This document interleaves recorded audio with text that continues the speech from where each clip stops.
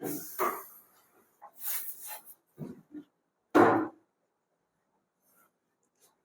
Students.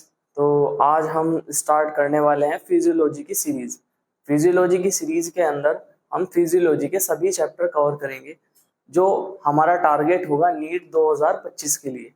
तो ऐसे ही हम फिजियोलॉजी के हर चैप्टर को लाइन बाय लाइन कवर करेंगे। तो आज हम उसी का फर्स्ट चैप्टर देखेंगे, breathing and exchange of gases, जिसको हम 2 वीडियो में कंप्लीट कर लेंगे। एक वीडियो आ जाएगी आपकी और एक नेक्स्ट क्लास में इसका सेकंड पार्ट आ जाएगा।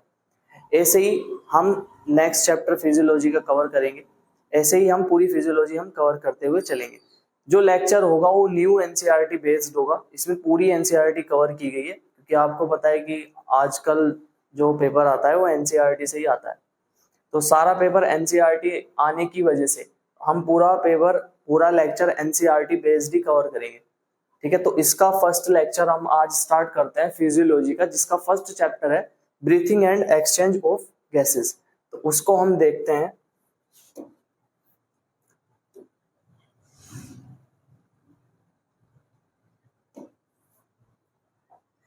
तो फर्स्ट चैप्टर है breathing and exchange of gases. सबसे पहले ब्रीथिंग और एक्सचेंज ऑफ गैसेस, इसके अंदर क्या है? तो इसके अंदर 2 पॉइंट हमें सबसे पहले देखने को मिलेंगे जो स्टार्टिंग में ही दे रखे हैं एनसीईआरटी में। एक तो एनसीईआरटी ने बात कर रखी है यहाँ पे ब्रीथिंग की, और जो सेकंड एनसीईआरटी ने बात की है वो की है रेस्पिरेशन की।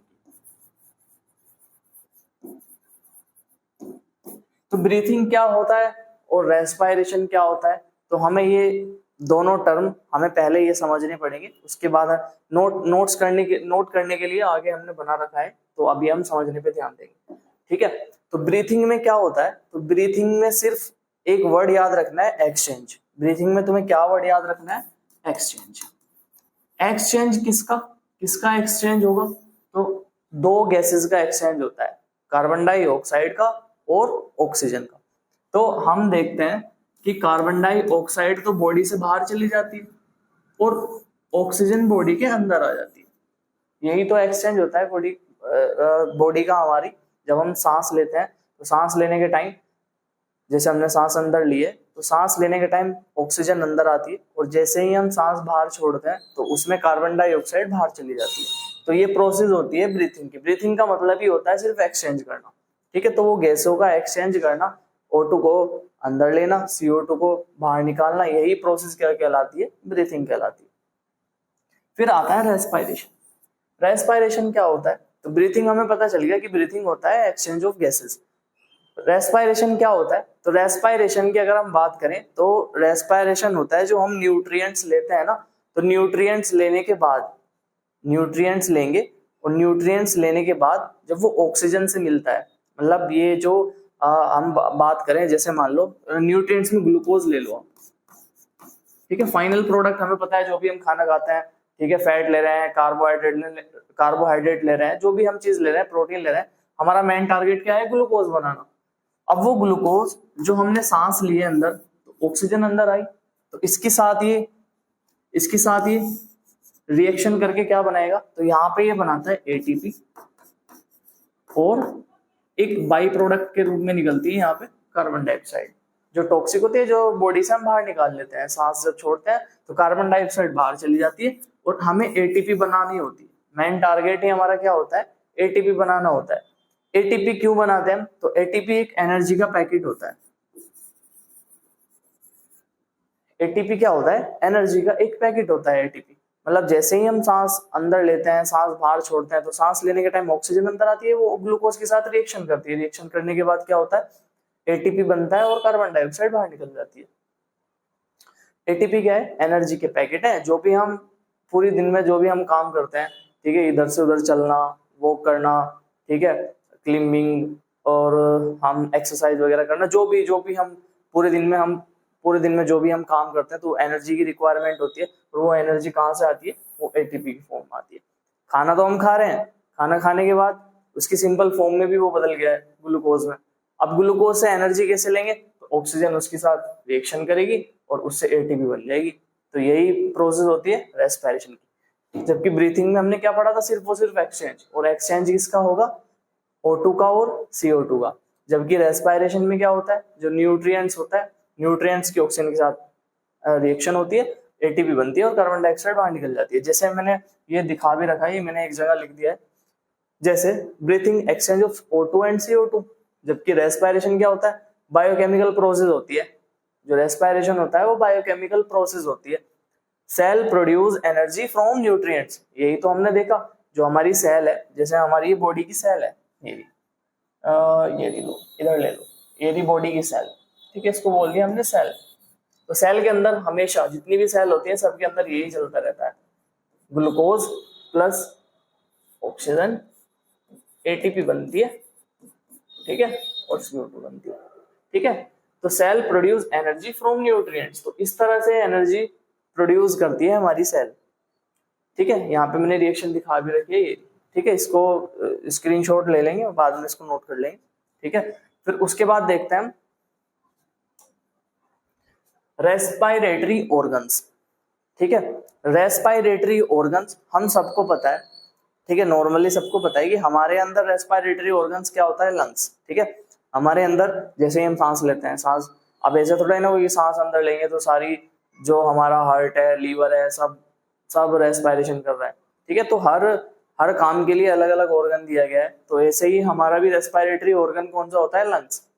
अब हमारा तो हमें पता है कि रेस्पायरेटरी ऑर्गन लंग्स है, लेकिन और जो अदर ऑर्गेनिज्म होते हैं उनके अंदर रेस्पायरेटरी ऑर्गन्स क्या होता है, ठीक है। हमें तो पता है कि हमारे अंदर लंग्स है, लेकिन जो अदर ऑर्गेनिज्म होते हैं उनके अंदर रेस्पायरेटरी ऑर्गन्स क्या होते हैं वो देखना है, ठीक है।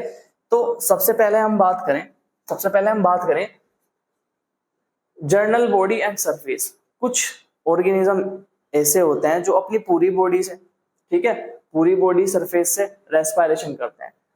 जो रेस्पायरेटरी ऑर्गन्स होता है, क्यों उनको अलग अलग डिवीजन में बांटा गया, क्योंकि उनके हैबिटेट पे और लेवल ऑफ ऑर्गेनाइजेशन, ठीक है। तो लेवल ऑफ ऑर्गेनाइजेशन और उनके हैबिटेट मतलब रहने की जगह, ऐसे बोल सकते हैं कि रहने की जगह के अनुसार, ठीक है। लेवल ऑफ ऑर्गेनाइजेशन मतलब क्या लेवल है ऑर्गेनाइजेशन का, मतलब सेल का लेवल है या टिश्यू का लेवल है या ऑर्गन का लेवल है, ठीक है। तो उसके बेस पे अलग अलग हो सकता है रेस्पायरेटरी ऑर्गन। ये तुम्हें लर्न ही करना है एक तरीके से, तो इसको हम देख लेंगे। तो देखेंगे हम फर्स्ट तो जर्नल बॉडी सरफेस। तो ऐसे जर्नल बॉडी सरफेस, तो ऐसे ऑर्गेनिज्म जो पूरी सरफेस से रेस्पायरेशन करते हैं, ऐसे ऑर्गेनिज्म जो पूरी सरफेस से क्या करते हैं, रेस्पायरेशन करते हैं। तो उनमें कौन कौन होते हैं, उनके एग्जांपल होते हैं लोअर इनवर्टिब्रेट्स। ये आपने एनिमल किंगडम में देखा होगा। एनिमल किंगडम में इन लोअर इन्वर्टिब्रेट्स, जितने भी लोअर इन्वर्टिब्रेट्स होंगे, for example sponge, coelenterates, flatworm, तो ये सारे के सारे अपनी पूरी बॉडी की सरफेस से रेस्पायरेशन करेंगे। मतलब इनके अंदर कोई ऑर्गन ही नहीं होगा रेस्पायरेशन करने के लिए। तो उनकी जो पूरा, जैसे मान लो हमारे पास है ना स्पंज है, ये रहा स्पंज, ठीक है। तो ये इसकी पूरी बॉडी सरफेस है ना, ये जो पूरी बॉडी सरफेस है, ये पूरी बॉडी सरफेस से रेस्पायरेशन करेगा। इसके पास अलग से कोई भी ऑर्गन नहीं होगा रेस्पायरेशन करने के लिए। फिर हम सेकंड बात करते हैं स्किन और मॉइस्ट क्यूटिकल, ठीक है। मतलब ऐसे ऑर्गेनिज्म जो अपनी स्किन से और मॉइस्ट क्यूटिकल से, ठीक है, मतलब पूरी की पूरी स्किन से और मॉइस्ट क्यूटिकल, मतलब मॉइस्ट बोलते हैं नमी, मतलब नमी, जो नमी होती है ना, नमी को मॉइस्ट बोलते हैं। तो मॉइस्ट क्यूटिकल से रेस्पायरेशन करेगा, ठीक है। इसको हम इसीलिए क्यूटेनस रेस्पायरेशन भी बोलते हैं। ऐसे कौन से ऑर्गेनिज्म होते हैं जो स्किन से या मॉइस्ट क्यूटिकल से रेस्पायरेशन करते हैं, तो वो होते हैं हमारे अर्थवॉर्म, लीच और एम्फीबियंस, ठीक है। अर्थवॉर्म पता है सबको, जो केंचुआ होता है ना बरसात में, अब जैसे आपने देखा होगा कि बरसात में ना सड़क के किनारे रहते हैं, ठीक है। तो अर्थवॉर्म, लीच भी देखिए आप सबने। एम्फीबियंस पता है आपको, एम्फीबियंस कौन होते हैं? एम्फीबियंस ऐसे ऑर्गेनिज्म होते हैं जो पानी में भी रहते हैं और जमीन पे भी रहते हैं, ठीक है। तो उनको एम्फीबियंस बोलते हैं, ठीक है। जैसे मेंढक हो गया, मेंढक पानी में भी रहता है और बाहर भी रहता है। फिर आता है ट्रेकल ट्यूब, मतलब कुछ ऑर्गेनिज्म ऐसे होंगे उनके अंदर ट्यूब जैसे स्ट्रक्चर होंगे, जैसे ट्यूब्स होती है ना, ट्यूब्स जैसे पाइप होते हैं, पाइप जैसे स्ट्रक्चर होंगे, तो वे उनसे रेस्पायरेशन करेंगे, जैसे इंसेक्ट्स, ठीक है। जैसे क्या? इंसेक्ट्स जैसे कॉकरोच, इंसेक्ट ही हो, ठीक है। तो ये जो इंसेक्ट होंगे ये किससे रेस्पिरेशन करेंगे, ये ट्यूब्स जैसा स्ट्रक्चर होगा अंदर बॉडी के, उनसे रेस्पिरेशन करेंगे। फिर आते हैं गिल्स, ठीक है। गिल्स होता है, ये ज्यादातर है ना गिल्स उनमें मिलता है जो एक्वेटिक एनिमल्स होते हैं। एक्वेटिक का मतलब जो पानी में रहता है, ठीक है। पानी में रहने वालों के पास लंग्स तो नहीं मिलता, लेकिन उनके पास क्या मिलता है, गिल्स मिलता है। जैसे for example most aquatic arthropods, mollusc और फिशेस, तो इनके अंदर क्या मिलता है, गिल्स मिलता है। और ऐसा रेस्पिरेशन जो गिल्स से होता है उसको हम क्या बोलते हैं, ब्रेंकियल रेस्पिरेशन बोलते हैं, ठीक है। ये जो डाटा है ना तुम अभी फिलहाल इसको याद कर लेना, ठीक है। बाकी चैप्टर अभी ह्यूमन रेस्पिरेशन अभी स्टार्ट होगा, ठीक है। तो उसमें लास्ट देखते हैं लंग्स, ठीक है। लंग्स को हम पल्मोनरी रेस्पिरेशन भी बोलते हैं। तो मोस्ट वर्टिब्रेट्स के अंदर यही मिलता है, मतलब हम सब के अंदर लगभग क्या मिलता है, लंग्स ही मिलता है रेस्पिरेशन करने के लिए। फिर हम नेक्स्ट देखते हैं ह्यूमन रेस्पिरेटरी सिस्टम, ठीक है। अब यहाँ से स्टार्ट होता है चैप्टर असली, ठीक है। तो यहाँ पे हम ह्यूमन की बात करेंगे कि हमारे अंदर लंग्स होते हैं, लंग्स कैसे काम करते हैं, कैसे हम सांस अंदर लेते हैं, कैसे बाहर छोड़ते हैं, तो वो सारी चीजें हमें दिखाई जाएगी, ठीक है। तो अभी घबराने की कोई बात नहीं है, एनसीईआरटी भी हम पढ़ेंगे साथ साथ और क्वेश्चन भी देखेंगे इसके पीवाईक्यू, ठीक है। कुछ भी कोई भी क्वेश्चन ऐसा नहीं होगा जो बाहर से आ जाएगा, इसी से आएगा क्वेश्चन, ठीक है। पूरा कवर करके चलेंगे, ठीक है। चाहे 10-15 मिनट एक्स्ट्रा लग जाए लेक्चर में, कोई बात नहीं है, लेकिन हम पूरा चैप्टर कवर करके चलेंगे इसमें। तो ह्यूमन रेस्पिरेटरी सिस्टम मतलब जो हमारा रेस्पिरेटरी सिस्टम होता है, कहाँ से स्टार्ट होता है और कहाँ पे एंड होता है। तो हम सबसे पहले देखते हैं, हम कुछ बनाते हैं, ठीक है। हम एक इंसान बनाते हैं, ये ठीक है। तो ये क्या होती है, नोज होती है और यहाँ पे एक कैविटी होती है, ऐसे खाली जगह, खाली जगह को कैविटी बोलते हैं। तो जो हमारी नाक होती है ना, नाक के बाहर जो दो छेद होते हैं, ठीक है, तो उनको क्या बोलते हैं, उनको बोलते हैं एक्सटर्नल नोस्ट्रिल्स, एक्सटर्नल नोस्ट्रिल्स, ठीक है। अब हम किसी आदमी का, किसी इंसान का डायग्राम बना रहे हैं, इंसान का नाम दे दो, कोई भी नाम लो, मैं नाम दे देता हूँ घनश्याम, ठीक है। तो इस आदमी का नाम है घनश्याम, तो हम घनश्याम का स्ट्रक्चर बनाएंगे और उसमें देखेंगे कि कैसे वो सांस ले रहा है या उसके पास क्या क्या चीजें हैं वो देखनी है अभी, ठीक है।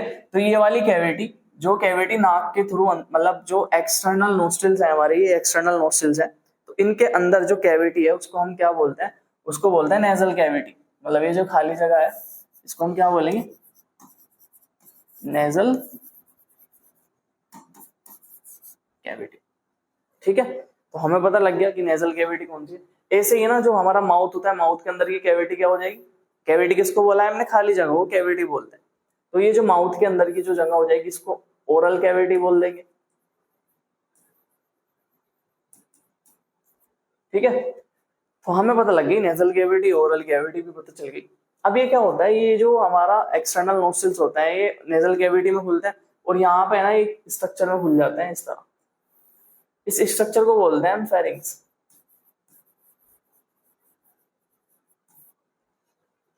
इस स्ट्रक्चर को हम क्या बोलते हैं, फेरिंग्स, ठीक है। एक ट्यूब में खुल जाता है जिसको हम फेरिंग्स बोलते हैं। तो हमने देखा हमारी जो नाक है बाहर एक्सटर्नल नोस्ट्रिल्स है, अंदर की जो कैविटी है उसको हमने क्या बोला, उसको हमने बोला नेजल कैविटी, ठीक है। अब नेजल कैविटी आगे चल के इसमें खुल गई, एक स्ट्रक्चर में खुल गई जिसको हम क्या बोलते हैं, फेरिंग्स। फेरिंग्स क्या होता है, ये कॉमन पाथ होता है। और किसके लिए कॉमन होता है, ये एयर के लिए और फूड के लिए कॉमन होता है, ठीक है। कॉमन किसके लिए होगा, एयर के लिए और फूड के लिए। तो जैसे हम खाना खाएंगे, ठीक है, खाना खाने के बाद ना ये भी कैविटी इसमें खुल जाती है। ये स्ट्रक्चर हम कुछ इस तरह बना सकते हैं, इस तरह, ये रहा, ठीक है। तो सांस लेंगे हम, खाना खाएंगे तो सारा कहाँ पे आगे गिरता है, सारा यहाँ पे आगे गिरता है फेरिंग्स के अंदर, ठीक है। तो इसीलिए कॉमन पाथ होता है एयर के लिए भी और फूड के लिए भी। तो जैसे हमने खाना खाया, ठीक है, खाना खाने के बाद तो वो पीछे की तरफ ऐसे ऐसे चला जाता है, आगे ईसोफेगस में चला जाता है, फिर स्टमक में चला जाता है, ठीक है। वो चैप्टर हमारा हट गया एनसीईआरटी से, डाइजेशन एंड एब्जॉर्प्शन, ठीक है। वो ये वाला रास्ता होता है पीछे वाला। अब हम बात करें, ये तो हमें पता चल गया कि फेरिंग्स आगे चल के पीछे वाला रास्ता ईसोफेगस में खुला। अब फेरिंग्स आगे चल के आगे आगे की तरफ भी खुलता है। तो आगे की तरफ मैं अगर बात करूंगी तो हमें पता चल गया कि पीछे की तरफ खुल रहा है। आगे की तरफ है ना एक स्ट्रक्चर में खुलता है इस तरह, ये पीछे वाला जगह हो गई, पीछे वाली तो ईसोफेगस, वो डाइजेशन के लिए चली गई।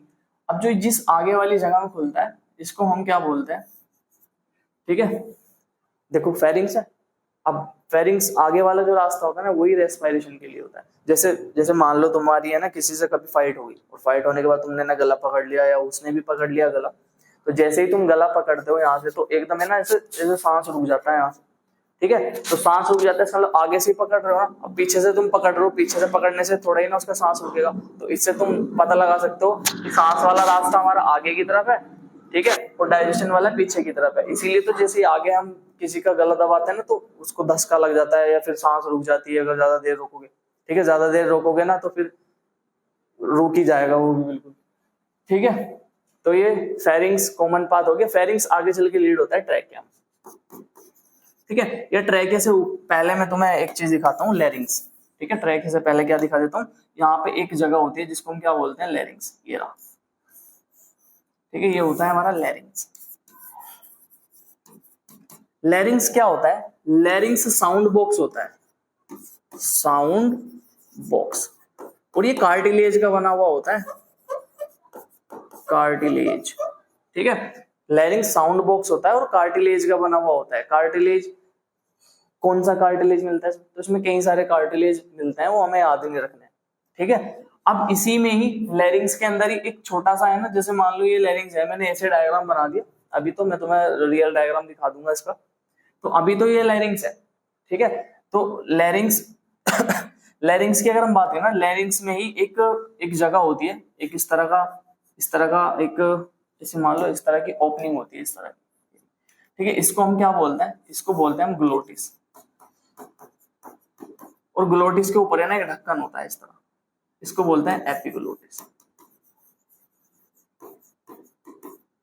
ठीक है। यहाँ हमें पता चल गया कि भाई ये किस में खुल रहा है, फेरिंग्स आगे चल के किस में खुल रहा है, लैरिंग्स में। लैरिंग्स क्या है, साउंड बॉक्स है, ठीक है, जो कार्टिलेज का बना होता है, और इसी लैरिंग्स में एक ओपनिंग होती है जिस ओपनिंग को हम क्या बोलते हैं, ग्लोटिस, ठीक है। अब ग्लोटिस के ऊपर है ना एक ढक्कन लगा होता है कार्टिलेज का बना हुआ, ठीक है, जिसको हम क्या बोलते हैं, एपिग्लोटिस बोलते हैं, ठीक है। अब आगे चल के जैसे ही हम आगे चलते हैं ना, तो ये जो है भाई लैरिंग्स देखना हमने, लैरिंग्स आगे चल के इसमें खुल जाता है ट्रैकिया, ठीक है। लैरिंग्स भाई फेरिंग्स किसमें खुला, लैरिंग्स में, और लैरिंग्स आगे चल के किसमें खुल गया, ट्रैकिया।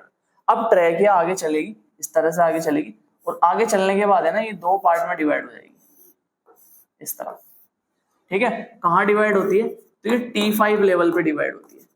कहाँ पे डिवाइड होती है, T5 लेवल। T क्या होता है यहाँ पे, T होता है थोरेसिक रीजन। हमारे पास है ना, अभी मैं बता देता हूँ, 3 कैविटी होती है हमारे पास, ठीक है, जो बॉडी की होती है अभी फिलहाल, ठीक है, जो मैं सुपरफिशियल बता रहा हूँ। तो एक तो होती है थोरेसिक कैविटी, थोरेसिक कैविटी होती है यही डायाफ्राम से ऊपर की जो कैविटी होती है, जिसमें लंग्स रखे होते हैं, हार्ट रखा होता है, मतलब डायाफ्राम से ऊपर का जो पार्ट होता है ना, थोरेसिक कैविटी होती है। डायफ्राम से नीचे जो पेट वाला हिस्सा होता है हमारा, वो एब्डोमेन कैविटी होती है, ठीक है, और एब्डोमेन से नीचे पेल्विक कैविटी होती है, ठीक है। तो हम क्या देखते हैं, टी मतलब यहाँ पे थोरेसिक, ठीक है, थोरेसिक वर्टिब्रा होती है, जो वर्टिब्रल कॉलम होती है ना उसका पांचवी वर्टिब्रल कॉलम, तो वहां से ये 2 भाग में डिवाइड हो जाएगा, और जब ये 2 भाग में डिवाइड होगा ना, ये ट्रैकिया है 2 भाग में डिवाइड हो गया। अच्छा, इसे बना लो तुम, फिर मैं अभी जगह नहीं है, मैं अभी दिखा देता हूँ, इसको एक बार स्क्रीनशॉट ले लो, ठीक है। तो ले लिया स्क्रीनशॉट, आगे देखो। उसके बाद हमने देखा कि ट्रैकिया आया इस तरह,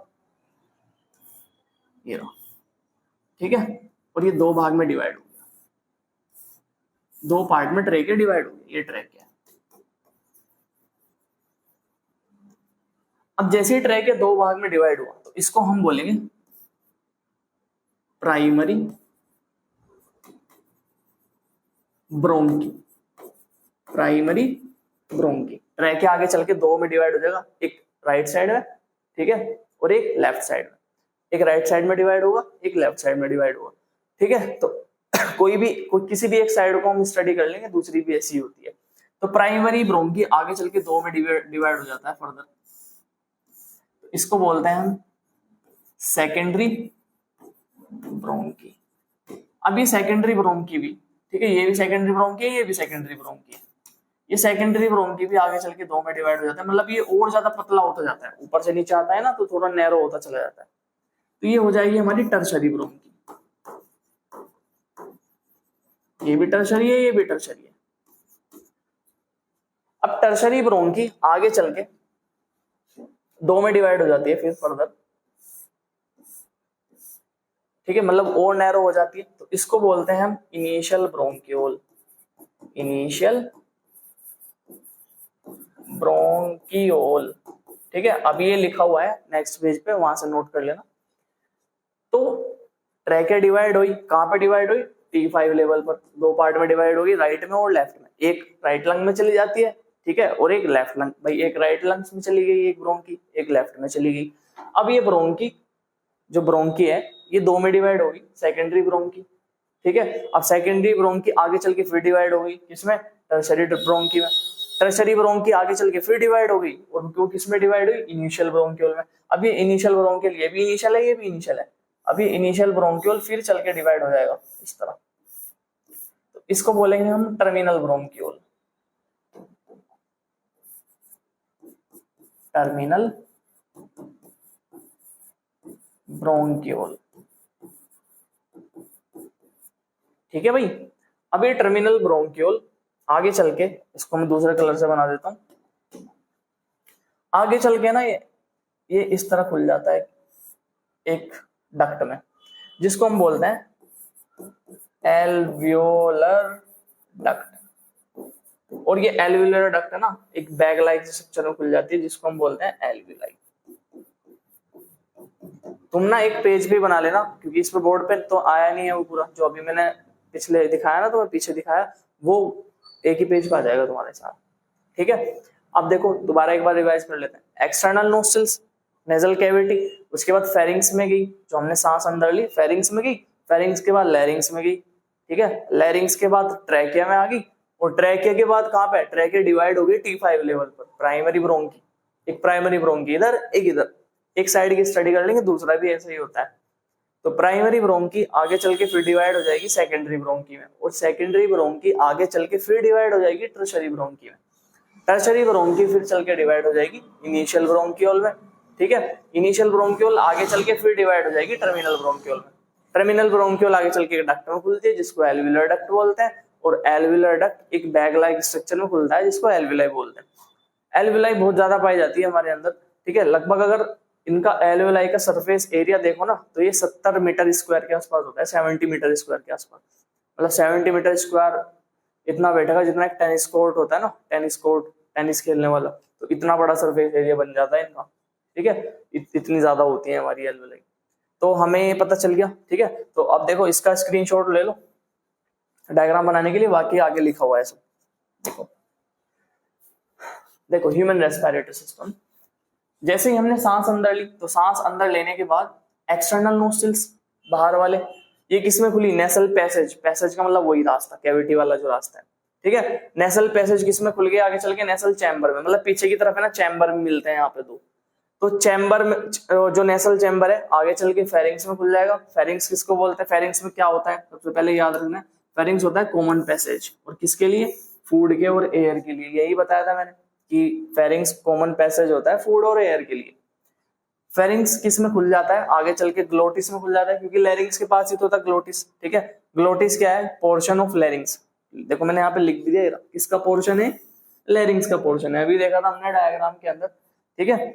during swallowing glottis covered by epiglottis, जब हम खाने को निगलते हैं ना, तो निगलने के टाइम कहीं ऐसा ना हो ना कि खाना है ना सांस वाले रास्ते में आ जाए, तो इसीलिए ना ग्लोटिस के ऊपर ढक्कन मिलता है, मैंने अभी बताया था एपिग्लोटिस, जो किसका बना होता है, कार्टिलेज का, और कार्टिलेज का नाम भी देखो मैंने यहाँ मेंशन कर रखा है, इलास्टिक कार्टिलेज का, ठीक है। तो ये इलास्टिक कार्टिलेज का बना हुआ होता है, तो जैसे ही हम निगलते हैं खाने को, तो ये ढक्कन है ना ग्लोटिस को बंद कर लेता है। अगर गलती से यहाँ पे खाना आ जाए थोड़ा बहुत, तो हमें ना धक्का लग जाता है, जैसे खाना खाते टाइम जल्दी जल्दी खाते हैं ना, कि जल्दी जल्दी खा लो, फिर ठीक है, फिर हमें मैसेज करना है, मैसेज के रिप्लाई देना है, ठीक है भाई, मतलब सबकी अपनी अपनी प्रॉब्लम हो सकती है।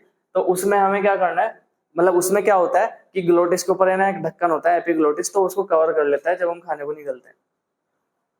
अब ग्लोटिस आगे चल के लैरिंग्स में खुलना है, मतलब लैरिंग्स का पार्ट ही है एक तरीके से ग्लोटिस।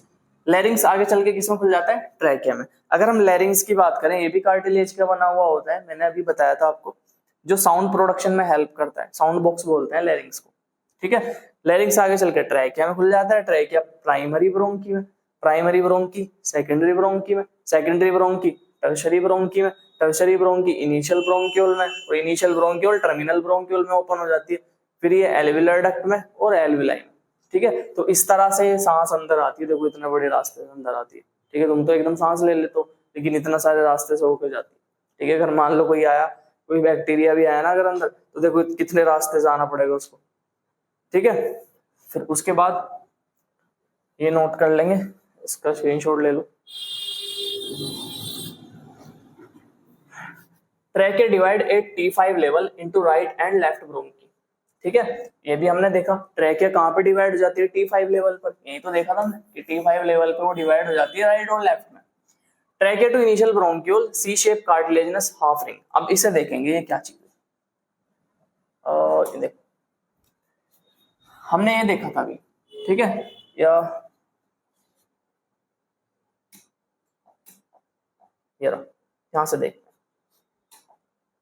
देखो जो ट्रैकिया है हमारा, ट्रैकिया के ऊपर है ना इस तरह की रिंग पाई जाती है, इस तरह के छल्ले पाए जाते हैं कार्टिलेज के बने हुए। ये रहा, कहां से कहां तक मिलते हैं, कहां से कहां तक मिलते हैं तो वो देखने हैं। ठीक है, तो देखो ट्रैकिया से लेकर इनिशियल ब्रोंक्यूल तक, इनिशियल ब्रोंक्यूल, तो ट्रैकिया से लेके इनिशियल ब्रोंक्यूल तक सी शेप के हमें सी शेप के क्या मिलते हैं, कार्टिलेजिनस रिंग मिलते हैं। सी शेप क्यों बोला, क्योंकि ये पूरे कंप्लीट रिंग नहीं होते हैं, सी शेप के होते हैं। तो कहां से इनकम्प्लीट होता है, मतलब सी शेप ऐसा होता है ना, मतलब यहां से खाली है, तो कौन सी साइड खाली होती है, तो इसकी डोर्सल साइड खाली होती है। वेंट्रल और डोर्सल दो वर्ड होते हैं, वेंट्रल बोलते हैं हम सामने वाली साइड को, और डोर्सल बोलते हैं हम पीछे वाली साइड को। तो ये पीछे की तरफ से क्या होता है, पीछे की तरफ से ये इनकम्प्लीट होता है। कहां से कहां तक मिलेंगे आपको, ट्रैकिया से लेके इनिशियल ब्रोंक्यूल तक सी शेप के इनिशियल कार्टिलेज मिलते हैं। ठीक है, सॉरी सी शेप के कार्टिलेजिनस रिंग मिलते हैं। फिर ये कार्टिलेजिनस रिंग क्यों मिलते हैं, तो ये जो हमारी है ना, ये जो पूरा का पूरा रास्ता है, ये पूरी की पूरी डक्ट्स हैं, ब्रोंकी है, ब्रोंक्यूल है, तो इनको है ना कोलैप्स यानी पिचकने से बचाता है। ठीक है, तो देखो आगे, देखो trachea to initial bronchiole C shape cartilaginous half ring मिलते हैं। इनकम्प्लीट होते हैं कहां पे, डोर्सल साइड में, मतलब पीछे की तरफ से इनकम्प्लीट होता है। क्या काम करते हैं, प्रिवेंट कोलैप्स, मतलब पिचकने से रोकते हैं, और सपोर्ट भी प्रोवाइड करते हैं, याद रखना सपोर्ट भी देते हैं उसको।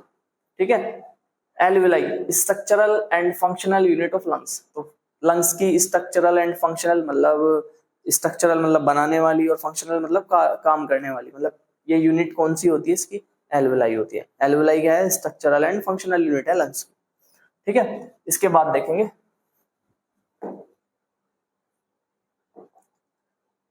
ह्यूमन रेस्पिरेटरी सिस्टम, ये है ना, इससे पहले तो नहीं कुछ। ओके ठीक है भाई, तो ह्यूमन रेस्पिरेटरी सिस्टम अभी हमने देखा, हमें पता है कि सांस हमने अंदर ली, एक्सटर्नल नोस्ट्रिल से। ठीक है, वो पैसेज में गई एक रास्ते में, कैविटी भी बोल सकते हैं, कोई बात नहीं।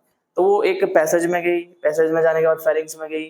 ठीक है, फेरिंग्स में जाने के बाद ट्रैकिया, ब्रोंकी, ब्रोंक्यूल, जैसे हमने सारा रास्ता देख लिया सांस का। ठीक है, अब ये दो पार्ट में बटा हुआ होता है, जो पूरा पाथवे होता है ना, ये दो पार्ट में बटा हुआ होता है। एक तो होता है कंडक्टिंग पार्ट और सेकंड होता है एक्सचेंज पार्ट। ठीक है, एक तो होता है कंडक्टिंग पार्ट और सेकंड होता है एक्सचेंज पार्ट। कंडक्टिंग पार्ट किसको बोलते हैं, तो एक्सटर्नल नोस्ट्रिल्स से लेके टर्मिनल ब्रोंक्यूल तक, एक्सटर्नल मतलब बाहर से लेके और टर्मिनल ब्रोंक्यूल तक का पार्ट कैसा होता है, कंडक्टिंग पार्ट होता है। कंडक्टिंग पार्ट का मतलब, कंडक्ट मतलब लेके जाना। ठीक है, तो ये क्या होता है, ये बाहर से एयर को मतलब ऑक्सीजन को कहां तक लेकर आता है, एल्विलाई तक लेकर आता है कंडक्टिंग पार्ट। ठीक है, सेकंड काम क्या होता है, clears air from foreign particles. जैसे मान लो तुमने सांस ली, अब तुमने देखा होगा ऑक्सीजन जैसे अंदर ली ना, बाहर और भी तो पार्टिकल हवा में मौजूद है, माइक्रो ऑर्गेनिज्म है, बहुत सारे डस्ट पार्टिकल है, तो उसको ये जो कंडक्टिंग पार्ट है ना, इन सबको है ना क्लियर कराता है उनसे, फॉरेन पार्टिकल से, मतलब साफ करवाता है एयर को।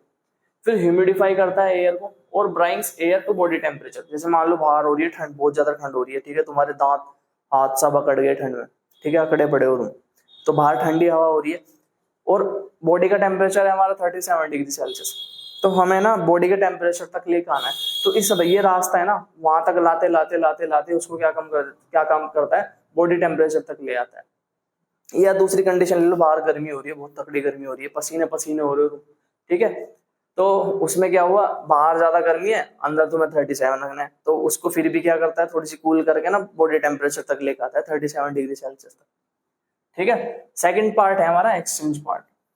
अब एक्सचेंज पार्ट में क्या आता है, एल्वियोलाई डक्ट आती है और एल्वियोलाई आती है, जो लास्ट में देखी थी ना हमने, ये और ये, तो ये एल्वियोलाई डक्ट और ये एल्वियोलाई, ये एक्सचेंज पार्ट होता है। इनका काम ही क्या होता है, इनका काम सिर्फ एक ही होता है, ऑक्सीजन को अंदर भेज दो और अंदर से आई हुई CO2 को अंदर लेके बाहर निकलवा दो। तो मतलब इसका सिर्फ काम होता है एक्सचेंज कराना O2 का और CO2 का, ठीक है। तो यहाँ तक कोई प्रॉब्लम नहीं होनी चाहिए, क्योंकि मैंने सब एनसीईआरटी की लाइन टू लाइन कवर किया है मैंने अब तक, ठीक है। बाकी फिर भी हम एनसीईआरटी देखेंगे, एनसीईआरटी की भी लाइन टू लाइन पढ़ेंगे अभी। लंग्स, ठीक है भाई, लंग्स के नंबर कितने होते हैं, अब ये सबको पता है कि कितने होते हैं लंग्स, ठीक है। अब कोई बोलने लगा जी मेरे तो 20 लंग है, ठीक है, तो 20 लंग्स तो होते नहीं, ठीक है, 2 लंग्स होते हैं, सबको पता है। तो लंग्स कुछ इस तरह होता है, ठीक है भाई, देख लो ऐसी ही इस तरह ही बनाई जा रही है मेरे से, कुछ इस तरह होता है लंग्स, ठीक है भाई, चलो सही बन गया फिर भी। तो लंग्स 2 होते हैं, तो जो ट्रेकिया आती है ना, इस तरह घुस जाती है लंग्स के अंदर, ठीक है। नंबर में 2 होते हैं लंग्स, एक राइट लंग होगा और एक लेफ्ट, राइट और ये लेफ्ट। राइट लेफ्ट का कैसे देखते हैं बायो के अंदर, मतलब ऐसे खुद को रख के देखते हैं, जैसे मैं खड़ा हूं ना, तो मैं मेरा राइट ही है ना, ऐसे खुद को रख के देखते हैं, तो मेरा राइट लंग इधर आएगा, राइट लंग इधर आएगा, तो बोर्ड पे भी इधर ही आएगा, क्योंकि फिजिक्स केमिस्ट्री में उल्टा होता है, ठीक है। मतलब जैसे हम फिजिक्स केमिस्ट्री ऐसे पढ़ रहे हैं ना, तो जहां हमारा राइट हैंड है तो वो राइट होगी, और जो लेफ्ट हैंड है वो लेफ्ट साइड होगी, ठीक है। चलो कोई बात नहीं, ये राइट लंग है और ये लेफ्ट लंग है, ठीक है। अब इनके अंदर ना लोब्स मिलती हैं, यहाँ पे तो कितनी लोब मिलती है, यहाँ पे मिलती है आपको 2 लोब, और यहाँ पे कितनी लोब मिलती है, लेफ्ट में 3 लोब मिलती है, ठीक है। देखते हैं इसको, मैंने डायग्राम बना रखा है इसका, आजा ये रहा। तो हमने देखा जो हमारा राइट वाला लंग है, इसमें कितनी लोब्स हैं, 1 2 3। लेफ्ट वाला जो लंग है, इसके अंदर कितनी लोब है भाई, कितनी लोब है इसके अंदर, 1 2, ठीक है भाई। इनके नाम होते हैं, तुम्हें याद रखने हैं, ये जो लाइन है, लाइन के नाम एनसीईआरटी ने भी नहीं दिए, ठीक है। अब सबसे पहली बात, पहला क्वेश्चन ये आता है कि लंग्स होते कहाँ हैं, तो अभी मैंने 3 कैविटी बताई है आपको, एक थोरेसिक, एक एब्डोमेन और एक पेल्विक। तो लंग्स कहाँ होता है, पेल्विक कैविटी में, पेल्विक तो नीचे वाली होती है ना कैविटी, हमारे लंग्स होते हैं थोरेसिक कैविटी है, ठीक है। थोरेसिक कैविटी कौन सी होती है, ये वाली कैविटी होती है थोरेसिक कैविटी, जहां पे हमारा डायफ्राम से ऊपर की जो कैविटी होती है थोरेसिक कैविटी होती है, डायफ्राम है, ठीक है। तो देखो, थोरेस जो लंग्स होते हैं ना हमारे थोरेसिक कैविटी में होते हैं, तो एक चैम्बर होता है, चैम्बर का मतलब क्या होता है, जैसे चैम्बर बोलते हैं कट घेरे को, जैसे वो देखा होगा ना तुमने, कोर्ट देखा होगा, अदालत चलती है, तो वो जो बनाया जाता है वो चैम्बर ही तो होता है वो, ठीक है। तो ऐसा चैम्बर, मतलब जो चारों तरफ से किसी ना किसी चीज से घिरा हुआ हो, तो जो हमारे लंग्स होते हैं ना, वो थोरेसिक चैम्बर से घिरे हुए होते हैं। थोरेसिक चैम्बर क्या होता है, चैम्बर किससे मिलकर बनता है, मतलब आगे की साइड क्या होता है उसमें, पीछे की साइड क्या होता है, साइडों में क्या होता है, तो हम डोर्सल साइड अभी मैंने बताई थी, मतलब जो कमर की तरफ, ऐसे याद रख लेना, पीठ की तरफ, पीठ पीठ हमारी पीछे है ना, तो पीठ में ठे आ रहा है, ठीक है, और डोर्सल में भी डे, मतलब ठे और डे है ना, जीभ के जो टंग होती है ना हमारी, तो ठे और डे बोलते हो तुम, तो जोर लगा के बोलते हो तालू के ऊपर, पैलेट पे, ठीक है, डे और ठे, ठीक है, बिना बिना पैलेट के टच करके मुझे ठे और डे बोल के दिखाना, ठीक है, ट्राई कर लो। तो देखो जो थोरेसिक चैम्बर होता है डोर्सल साइड यानी पीठ की तरफ, ठीक है, तो पीठ की तरफ यानी डोर्सली वो किससे घिरा होता है, मतलब किससे बना होता है थोरेसिक चैम्बर, तो वो वर्टिब्रल कॉलम से बना होता है। पीछे की तरफ वर्टिब्रल कॉलम होती है ना, वर्टिब्रल कॉलम तुमने देखा होगा, एक कंकाल, और कंकाल में पीछे हड्डियां ऐसे, ठीक है, चैप्टर आएगा उसमें मैं दिखाऊंगा तुम्हें, कंकाल दिखा दूंगा यहाँ पे लाके। तो उसमें क्या होता है, पीछे की तरफ तो वर्टिब्रल कॉलम होती है, और आगे की तरफ होती है भाई, पीछे डोर्सल है तो आगे की तरफ वेंट्रल।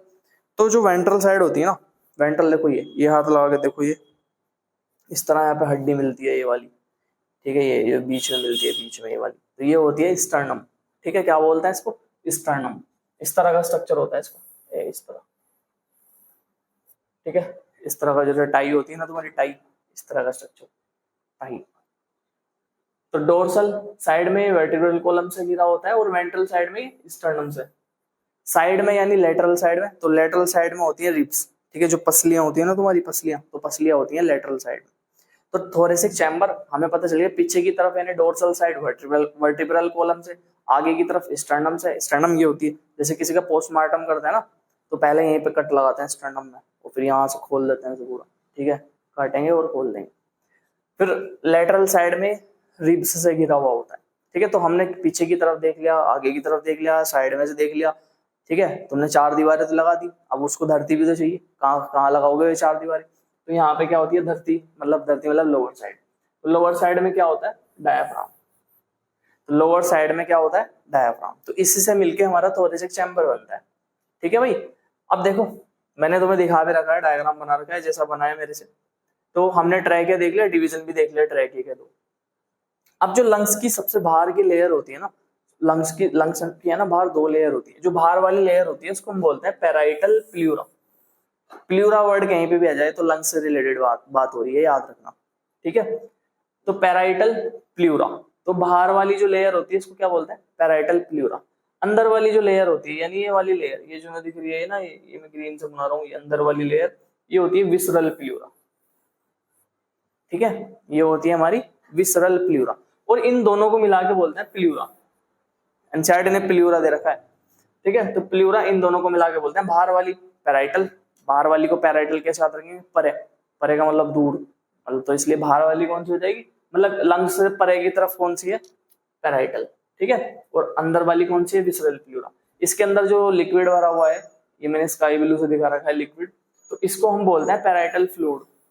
इसको क्या बोलते हैं पैराइटल फ्लूइड। फ्लूइड क्यों भरा होता है लंग्स के दोनों लेयर के बीच में, क्योंकि तुम देखो ना वहां पे है ना वो ना लग जाए फ्रिक्शन, फ्रिक्शन को कम करने के लिए। फ्रिक्शन लगेगा तो वहां पर ना डैमेज होने के चांस रहेंगे लंग्स की वॉल को। तो लुब्रिकेट्स करता है सरफेस को लंग्स की और प्रिवेंट फ्रिक्शन, तो फ्री फ्रिक्शन को रोकता है ताकि रगड़ के है ना वहां पे डैमेज ना हो जाए, तो इसलिए से लिक्विड भरा होता है, ठीक है। फिर उसके बाद नीचे की तरफ मिलता है डायफ्राम। ये एक मसल होती है डायफ्राम। डायफ्राम ही हेल्प करती है तुम्हारी सांस लेने में और सांस छोड़ने में, देखेंगे कैसे हेल्प करेगी। अंदर एक जगह होती है बीच में, जो देखो दोनों लंग्स है ना एक जैसे नहीं है, यहाँ से पिचका हुआ है, पिचका हुआ सा बना रखा है मैंने। क्यों बना रखा है, क्योंकि यहाँ पे एक जगह होती है खाली जगह, इसको बोलते हैं मीडियस्टीनम। क्या बोलता है मीडियस्टीनम, मीडियस्टीनम। और मीडियस्टीनम में ही पड़ा हुआ होता है हमारा हार्ट।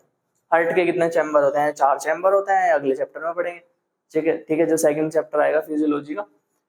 तो मीडियस्टीनम में प्रेजेंट होता है आपका हार्ट, ठीक है। तो यही चीज थी, एनसीईआरटी ने भी ये दे रखी है, ठीक है। तो तुम्हें याद रखना है बाहर वाली लेयर पैराइटल प्लूरा, अंदर वाली लेयर विसरल प्लूरा। दोनों प्लूरा को मिला के बोलेंगे हम प्लूरा, ठीक है। पैराइटल को भी और विसरल को भी मिला के क्या बोलेंगे प्लूरा। इनके अंदर जो फ्लूइड भरा रहेगा बीच में उसको बोलेंगे हम पैराइटल फ्लूइड। राइट लंग में कितनी लोब होती हैं 3 लोब होती हैं। लेफ्ट वाले में कितनी होती हैं 2 लोब होती हैं। डायफ्राम नीचे की तरफ होता है, ठीक है, थोरेसिक चैम्बर से घिरा हुआ होता है, ऐसे पसलियां घिरी हुई होंगी चारों तरफ। पीछे की तरफ वर्टिब्रल कॉलम होगा, आगे की तरफ स्टर्नम होगा, ठीक है। तो यही कहानी है सारी। चलो उसके बाद देखते हैं, फोटो ले लेना, लेना चाहो तो।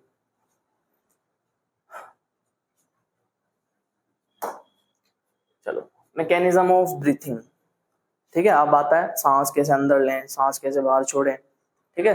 तो यही नहीं पता किसी को कि सांस ले तो रहे हैं, जी रहे हैं हम, बस बोझ बन रहे हैं धरती पे, पता नहीं कैसे सांस ले रहे हैं, ठीक है। तो तुम तो डॉक्टर बनने वाले हो, तो तुम्हें तो पता होना चाहिए कि कैसे सांस अंदर ले रहे हैं कैसे बाहर छोड़ रहे हैं। और ये चैप्टर तुम्हें एंड तक नहीं छोड़ेगा मेडिकल कॉलेज के, ठीक है, मतलब एंड तक चलते ही रहते हैं फिजियोलॉजी, और पता भी होनी चाहिए फिजियोलॉजी, ठीक है। तो हम देखते हैं मैकेनिज्म ऑफ ब्रीथिंग। तो मैकेनिज्म ऑफ ब्रीथिंग में सबसे पहले लेते हैं, ठीक है। अच्छा इसमें एक मैकेनिज्म ऑफ ब्रीथिंग में एक पेज और था, अगर मिल जाए, स्टेप्स ऑफ ब्रीथ, स्टेप्स भी है क्या?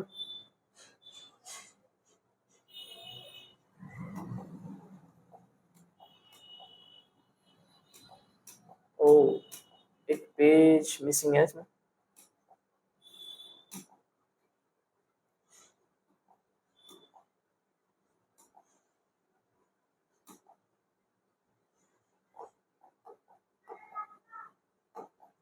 चलो कोई बात नहीं, हम देख लेंगे, पेज मिसिंग है तो क्या हुआ।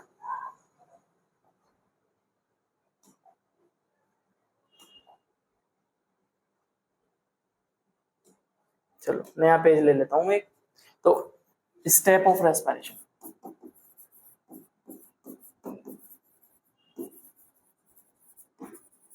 मतलब रेस्पिरेशन में कौन कौन से स्टेप होते हैं तुम्हारे, सांस ले रहे हो ना अंदर, तो सांस लेने में कौन कौन से स्टेप होते हैं। तो पहला स्टेप होता है ब्रीथिंग।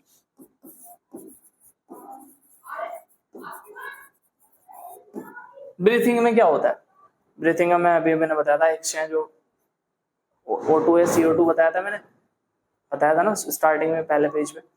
तो जब हम सांस को अंदर लेते हैं, ब्रीथिंग के दो स्टेप होते हैं, एक तो होता है इंस्पायरेशन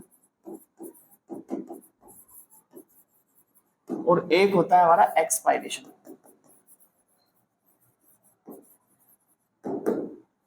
ठीक है भाई, इंस्पायरेशन को हम इनहेलेशन भी बोल देते हैं और एक्सपायरेशन को हम क्या बोलेंगे बताओ, एक्सेलेशन भी बोल देते हैं।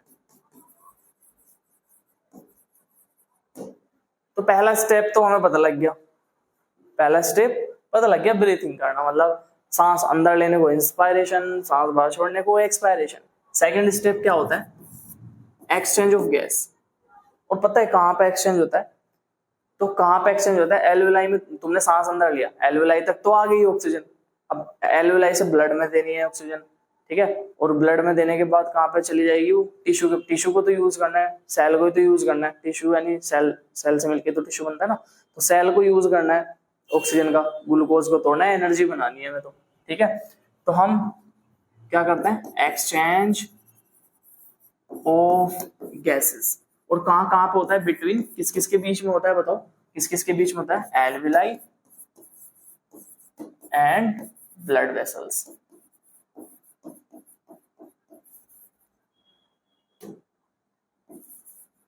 ठीक है भाई, तो हमें पता लग गया कि एक्सचेंज होता है गैस का एल्विलाई के बीच और ब्लड वेसल्स के बीच, ठीक है। फिर थर्ड, हमने ब्लड तो दे दिया, ब्लड में तो दे दी ऑक्सीजन, अब ब्लड लेके जाएगा, ठीक है, ब्लड लेके जाएगा कहां तक, टिश्यू तक या सेल तक लेके जाएगा, ठीक है। उसको बोलते हैं हम ट्रांसपोर्ट, ट्रांसपोर्ट हो रहा है, ट्रांसपोर्ट का मतलब लेके जा रहे हो ना है भाई, transport of gases. Number 4, exchange of gases, दोबारा एक्सचेंज। अब भाई ब्लड लेके तो चला गया टिश्यू के पास, अब वहां भी तो एक्सचेंज करना है, ब्लड से ऑक्सीजन उसको देनी है टिश्यू को, टिश्यू ने कार्बन डाइऑक्साइड बना रखी है, वो ब्लड में लेनी है वापस। तो एक्सचेंज ऑफ गैसेस बिटवीन किस किस के बीच, सेल या टिश्यू लिख दो, सेल एंड ब्लड वेसल्स, ठीक है। इसको सेलुलर रेस्पिरेशन भी बोलते हैं। तो ये वाली चीजें देखने को मिलती है, ठीक है। अच्छा मैं है ना तुम्हें एक डायग्राम से बताता हूँ, और डायग्राम से तुम्हारे समझ में आ जाएगा। देखो सबसे पहले है ना हम हार्ट बनाते हैं तुम्हें पता है तुम्हारा हार्ट ऐसा बना होता है, ठीक है, ऐसे।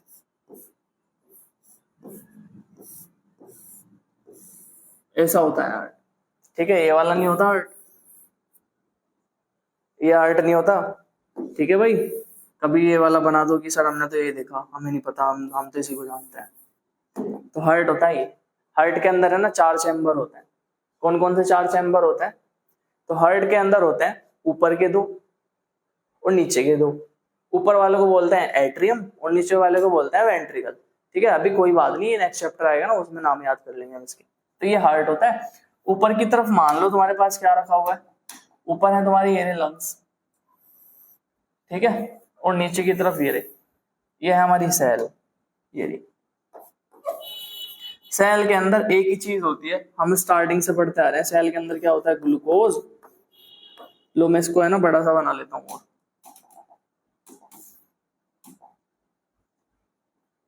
अरे लो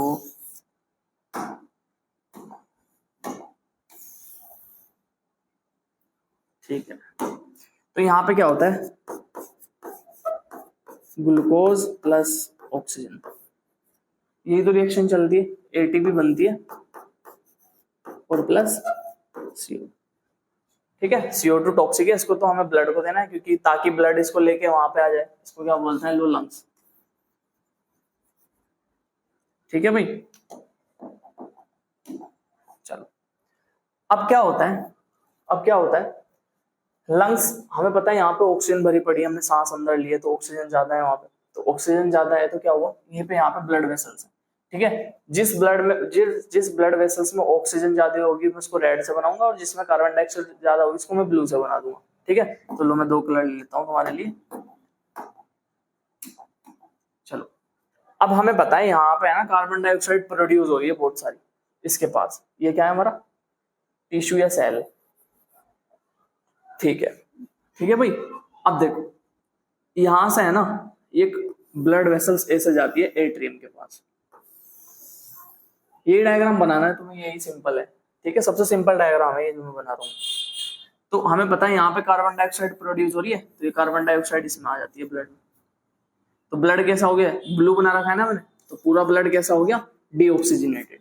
कौन सा ब्लड है, डीऑक्सीजनेटेड, क्योंकि कार्बन डाइऑक्साइड ज्यादा है इसमें।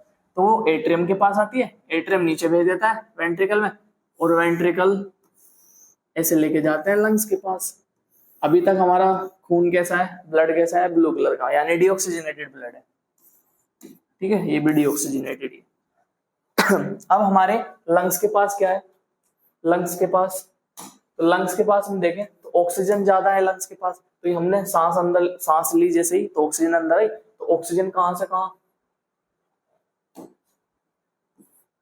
ऑक्सीजन यहां से यहां आ जाएगी, और जैसे ही ऑक्सीजन आई तो हमारा ब्लड कैसा हो गया, लाल, ऐसे लाल ही होता है ब्लड वैसे, ठीक है, मैंने समझाने के लिए कलर बनाया, ठीक है। तो अब हमारा ब्लड हो गया ऑक्सीजनेटेड। वापस से कहां आता है पहले ब्लड एट्रियम में आता है, एट्रियम से वेंट्रिकल में, और वेंट्रिकल से होके कहां जाएगा, टिश्यू के पास।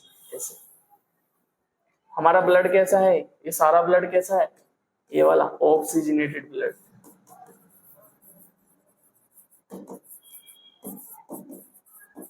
तो ये ऑक्सीजनेटेड ब्लड हो गया। अब ऑक्सीजनेटेड ब्लड हो गया, वो डीऑक्सीजनेटेड हो गया। अब ऑक्सीजन निकल के कहाँ आएगी, ये रही ऑक्सीजन, ऑक्सीजन यूज में ली जाएगी, बदले में कार्बन डाइऑक्साइड यहाँ आ जाएगी, ऐसे ये साइकिल चलती रहेगी, ठीक है भाई। तो तुम्हें याद रखना है, ऐसे ये साइकिल क्या होती रहती है, चलती रहती है साइकिल, इस तरह का साइकिल चलती है हमारी, इस तरह हम सांस अंदर लेते हैं बाहर छोड़ते हैं, तो ये प्रोसेस चलती रहती है हमारी, ठीक है। आगे देखेंगे मैकेनिज्म ऑफ ब्रीथिंग। तो मैकेनिज्म ऑफ ब्रीथिंग में हम एक एक करके पढ़ते हैं। ब्रीथिंग में 2 स्टेप बताए थे मैंने अभी, इंस्पायरेशन और एक्सपायरेशन। तो पहले हम पढ़ते हैं इंस्पायरेशन। पहले हम क्या पढ़ेंगे, इंस्पायरेशन। इंस्पायरेशन लिखा हुआ है आगे, टेंशन मत लो, अभी लिखवा दूंगा, पहले समझ लो, पहले समझेंगे फिर लिख लेंगे। इंस्पायरेशन में क्या होता है, इंस्पायरेशन में हम सांस अंदर लेते हैं, सांस अंदर लेने के टाइम ऑक्सीजन अंदर आती है, ठीक है, यही तो होता है इंस्पायरेशन की, सांस का अंदर लेना। अब होता क्या है, हमने ना एक मसल देखी है डायाफ्राम।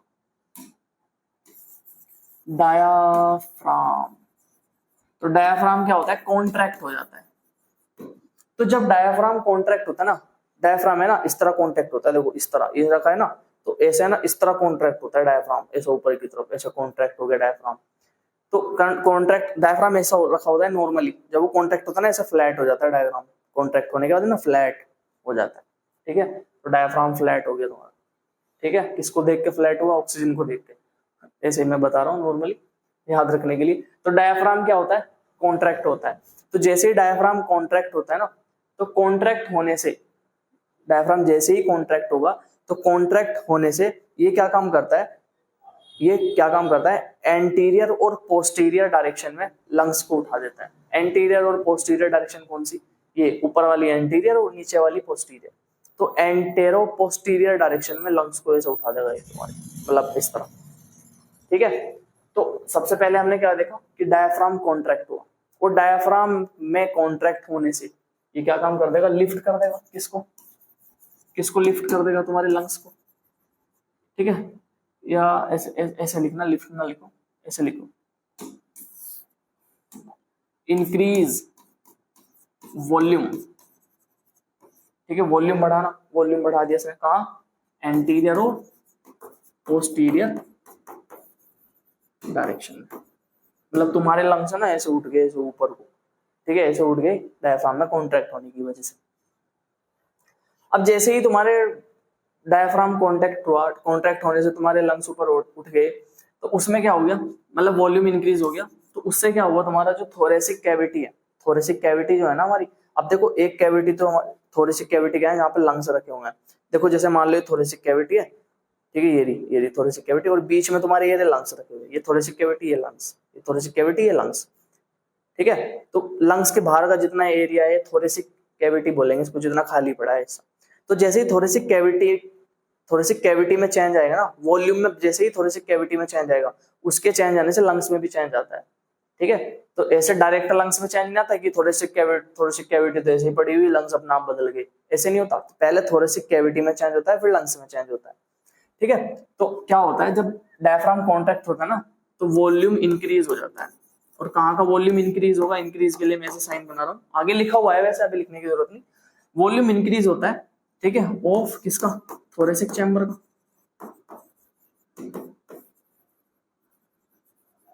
और थोरेसिक चैम्बर का वॉल्यूम इंक्रीज होने से, थोरेसिक चैम्बर का जैसे ही वॉल्यूम इंक्रीज हुआ, तो पल्मोनरी वॉल्यूम, पल्मोनरी बोलते हैं लंग्स के वॉल्यूम को, तो पल्मोनरी वॉल्यूम भी क्या हो जाता है हमारा, पल्मोनरी वॉल्यूम भी बढ़ जाता है, ठीक है। हमेशा याद रखना, जब जब वॉल्यूम बढ़ता है ना, तब तब प्रेशर कम होता है, दोनों एक दूसरे के उल्टे होते हैं। प्रेशर अगर बढ़ाओगे तो वॉल्यूम कम होगा, वॉल्यूम कम करोगे प्रेशर ज्यादा। वॉल्यूम होती है खाली जगह, सिंपल सा एग्जांपल, एक डब्बा लो, डब्बे के ऊपर है ना एक ढक्कन ऐसे लगा दो, इस तरह। अगर तुम इसे नीचे को दबाओगे, यानी प्रेशर लगा रहे हो, ठीक है, तो प्रेशर लगा रहे हो, तो मुझे इस डायग्राम से याद रख सकते हो, समझाने का तरीका है, बाकी फिजिक्स में आता है तुम्हें कैसे, तुम फिजिक्स में देख लेना। अब देखो जैसे प्रेशर बढ़ाओगे तुम, तो प्रेशर बढ़ाने से क्या होगा, खाली जगह कम हो रही है ना, नीचे को दबता जा रहा है, तो ये जो खाली जगह है ये कम होती जा रही है, तो यानी प्रेशर बढ़ाने से वॉल्यूम कम होता जाएगा, ठीक है। ऐसे याद रख लेना, याद रखने का तरीका है, बाकी कुछ नहीं है। तो पल्मोनरी वॉल्यूम इंक्रीज हुआ थोरेसिक चैम्बर में, उसमें इंक्रीज होने से पल्मोनरी वॉल्यूम इंक्रीज हो गया, मतलब वॉल्यूम इंक्रीज हुआ थोरेसिक चैम्बर में, और उसके इंक्रीज होने से पल्मोनरी वॉल्यूम तुम्हारा इंक्रीज हो गया, ठीक है। क्या मैं यहाँ पे ऐसे लिख सकता हूँ, क्या बताओ, अगर वॉल्यूम इंक्रीज हो रहा है थोरेसिक चैम्बर का, तो प्रेशर तो डिक्रीज होगा ना, क्योंकि दोनों एक दूसरे के अपोजिट है। तो पल्मोनरी वॉल्यूम इंक्रीज, तो प्रेशर क्या हो जाएगा, प्रेशर कम हो जाएगा ना, प्रेशर कम हो जाएगा। और जैसे ही प्रेशर कम, लंग्स का प्रेशर तुम्हारा कम, लंग्स का प्रेशर कम किससे कम, एटमॉस्फेयर के प्रेशर से, मतलब बाहर के प्रेशर से लंग्स का प्रेशर कम। और तुम्हें पता है जहां प्रेशर ज्यादा लगाते हो ना, वहां से कम की तरफ चीज अपने आप चली जाती है, ठीक है। हाई प्रेशर से लो प्रेशर की तरफ चीज चली जाती है। तो लंग्स का प्रेशर कम, एटमॉस्फेयर का प्रेशर ज्यादा, तो लंग्स से ऑक्सीजन कहाँ जाएगी, तुम्हारे कम प्रेशर कहाँ है, लंग्स का प्रेशर। और इसी को क्या बोलेंगे हम, इसी को बोलेंगे इंस्पायरेशन। दोबारा समझेंगे क्या हुआ, दोबारा समझो। डायफ्राम कॉन्ट्रैक्ट हुआ, कॉन्ट्रैक्ट होने से वॉल्यूम बढ़ गया तुम्हारा एंटीरियर पोस्टीरियर डायरेक्शन में, ठीक है। उससे क्या हो गया, वॉल्यूम थोरेसिक चैम्बर का इंक्रीज हुआ, पल्मोनरी वॉल्यूम भी इंक्रीज हुआ, इंस्पायरेशन हो गया। अब देखो एक मसल के बारे में बताया मैंने अभी तुम्हें डायफ्राम की, एक मसल और होती है intercostal muscle, external intercostal muscle. अब एक्सटर्नल इंटरकोस्टल मसल होती है ना, ये भी क्या होती है, कॉन्ट्रैक्ट कर जाती है। ये साथ होती है चीजें, मैं बताऊंगा कहाँ पे साथ होती है, अभी देखना।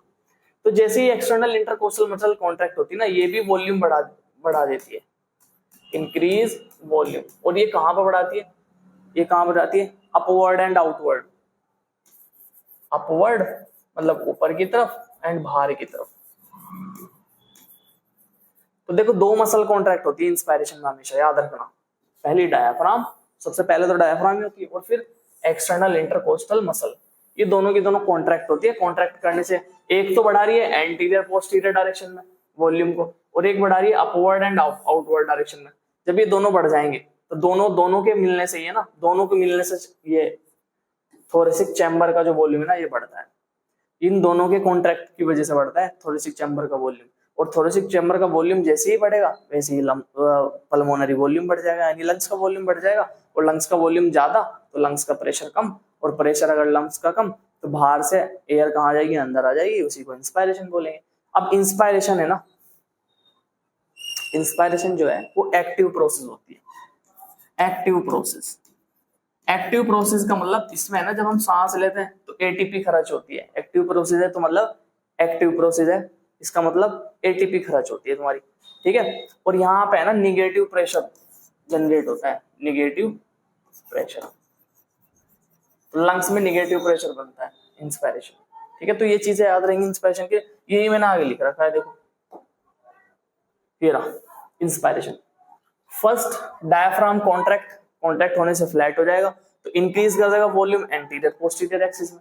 तो डायफ्राम जैसे ही कॉन्ट्रैक्ट हुआ उसने तो एंटीरियर पोस्टीरियर एक्सिस में क्या बढ़ा दिया, लंग्स का वॉल्यूम बढ़ा दिया। दूसरी तरफ कौन कॉन्ट्रैक्ट हो रहा है, इंटरकोस्टल मसल कॉन्ट्रैक्ट हो रही है। जैसे ही इंटरकोस्टल मसल कॉन्ट्रैक्ट हो रही है वो भी वॉल्यूम बढ़ा रही है, लेकिन वो कहाँ बढ़ा रही है, कहाँ बढ़ा रही है, लिफ्ट अपवर्ड एंड आउटवर्ड, ठीक है। तो या डोर्सोवेंट्रल साइड में भी बोल सकते हैं, डोर्सोवेंट्रल साइड में भी ये क्या करती है, वॉल्यूम को बढ़ाती है। अब इन दोनों में कॉन्ट्रैक्ट होने की वजह से थोरेसिक वॉल्यूम क्या हो जाता है, थोरेसिक वॉल्यूम इंक्रीज कर जाता है। और जैसे ही थोरेसिक वॉल्यूम इंक्रीज करा तो थोरेसिक प्रेशर क्या हो जाएगा, कम हो जाएगा, क्योंकि दोनों एक दूसरे के अपोजिट। थोरेसिक वॉल्यूम में इंक्रीज होने से पल्मोनरी वॉल्यूम में भी इंक्रीज हो जाएगा, पल्मोनरी वॉल्यूम प्रेशर कम हो जाएगा और एयर मूव्स कर जाएगी आउटसाइड से लंग्स के अंदर, आउटसाइड से लंग्स के अंदर, और इसी को क्या बोलेंगे हम, इंस्पायरेशन, ठीक है। और इसमें वो ऐड कर लेंगे, क्या होता है इंस्पायरेशन में, एक्टिव प्रोसेस, यानी एटीपी यूज होती है जब तुम सांस लेते हो, निगेटिव प्रेशर होता है, ठीक है भाई। तो ये है हमारा इंस्पायरेशन। अब देखो एक्सपायरेशन, तो एक्सपायरेशन के लिए मैं एक खाली जगह ले लूं तुम्हारी, ठीक है। चलो खाली जगह नहीं है तो ऐसे समझ में आ जाएगा तुम्हारी। देखो इसमें उल्टा हो जाता है, तुम्हारा डायफ्राम कॉन्ट्रैक्ट हुआ पड़ा है, इंटरकोस्टल मसल तुम्हारी कॉन्ट्रैक्ट हुई पड़ी है, तो diaphragm and intercostal muscle relax हो जाती है। जो कॉन्ट्रैक्ट हुई हुई थी ना वो अब रिलैक्स हो जाएगी। अब जैसे रिलैक्स हुई तो थोरेसिक वॉल्यूम तुम्हारा कम हो जाएगा, भाई रिलैक्स हो गई। पहले तो बढ़ा रखा है ना वॉल्यूम, कॉन्ट्रैक्ट हुई मतलब खींच लिया इन्होंने, तो खींचने से पूरा जैसे रस्सी खींच देता है ना वॉल्यूम बढ़ जाता है, तब ये रिलैक्स हो गई। रिलैक्स होने से क्या हुआ, रिलैक्स होने से तुम्हारा थोरेसिक वॉल्यूम जो बढ़ा हुआ था वो कम हो गया, और जैसे ही थोरेसिक वॉल्यूम में चेंज आता है ऐसा ही चेंज एकदम लंग्स में देखने को मिलता है, यानी पल्मोनरी में, ठीक है। तो थोरेसिक वॉल्यूम जैसे ही कम होगा ऐसे ही तुम्हारा पल्मोनरी वॉल्यूम भी कम हो जाएगा, और पल्मोनरी वॉल्यूम कम होने से, पल्मोनरी वॉल्यूम कम होने से पल्मोनरी प्रेशर क्या हो जाएगा बताओ, पल्मोनरी प्रेशर क्या हो जाएगा, बढ़ जाएगा। और पल्मोनरी प्रेशर बढ़ जाएगा, किससे बढ़ जाएगा, एटमॉस्फेयर से। मतलब अब एटमॉस्फेयर से किसका प्रेशर ज्यादा हो जाएगा, लंग्स का प्रेशर। तो लंग्स का प्रेशर ज्यादा हो जाएगा ना, तो ये क्या काम करेगा, CO2 को बाहर की तरफ फेंक देगा। CO2 को, क्योंकि अंदर का प्रेशर ज्यादा बाहर का कम, तो ज्यादा प्रेशर से कम की तरफ चीजें जाती हैं, तो इसीलिए CO2 को कहाँ फेंक देगा, बाहर को फेंक देगा, एयर मूव्स कर जाएगी आउटसाइड, ठीक है। ये तो नॉर्मल रेस्पिरेशन हो रहा है तुम्हारा, ठीक है। अभी याद रखो, देखो सिंपल सी चीज है, दो मसल्स हैं, डायफ्राम और एक्सटर्नल इंटरकोस्टल मसल, ठीक है। इंटरकोस्टल मसल भी दो तरह की होती है, इंटरनल इंटरकोस्टल मसल और एक्सटर्नल इंटरकोस्टल मसल। तो डायफ्राम और एक्सटर्नल इंटरकोस्टल मसल्स जो होती हैं दोनों कॉन्ट्रैक्ट होती है। कॉन्ट्रैक्ट होने से क्या होता है, वॉल्यूम बढ़ जाता है, थोरेसिक वॉल्यूम बढ़ जाता है। थोरेसिक वॉल्यूम बढ़ने से, थोरेसिक वॉल्यूम बढ़ने से पल्मोनरी वॉल्यूम भी बढ़ जाएगा, तो पल्मोनरी प्रेशर क्या हो जाएगा, कम हो जाएगा। कहाँ से कम हो जाएगा, एटमॉस्फेयर से कम, यानी एटमॉस्फेयर का ज्यादा प्रेशर, एटमॉस्फेयर का ज्यादा, पल्मोनरी का कम, तो ज्यादा से कम की तरफ एयर आ जाएगी। एक्सपायरेशन में इसका उल्टा होगा, ठीक है। यानी कॉन्ट्रैक्ट हुई मसल यानी डायफ्राम और एक्सटर्नल इंटरकोस्टल मसल्स क्या हो जाएंगी तुम्हारी, रिलैक्स पड़ जाएंगी। रिलैक्स होने से वॉल्यूम क्या हो जाएगा, बढ़ जाएगा थोरेसिक का।